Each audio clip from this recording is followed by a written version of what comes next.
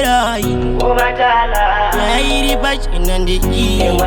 Yekupinda denga Kwete yekupinda kwa Mwari mwari mwari mwari mwari mwari ni murumu chete Angwea Vanoreva nema Mwari mwari mwari mwari mwari mwari mwari mwari ni murumu chete Angwea Mwani vanoreva nema Ano wanda teri kweji kunwe Ano funga timu honi Ano yaba na pafoni Ari paraundi yari kwa makoni Ayayaya Timoni kasta mufunge ibaba Asnyepira pasta kunza ende mberi Asnyepira pasta ta ende mberi Mwari mwari mwari mwari mwari mwari ni murumu chete Angwea Vanoreva nema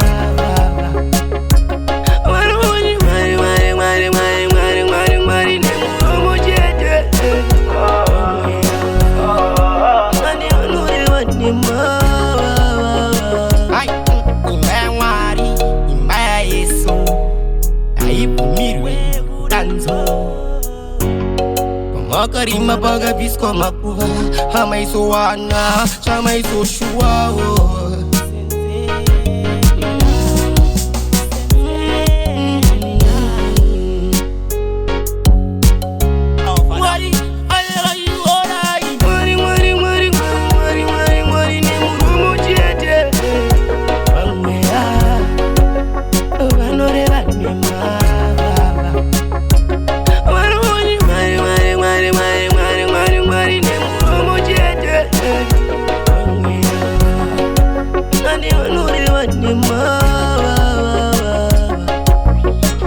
Ano wanda teri kweji kunwe Ano funga timu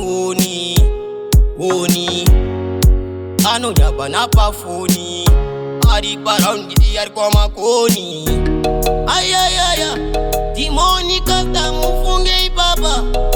Asnyepira pasta kunza ende mberi Asnyepira pasta ta ende mberi Mwari mwari mwari mwari mwari mwari ni murumu chete Angwea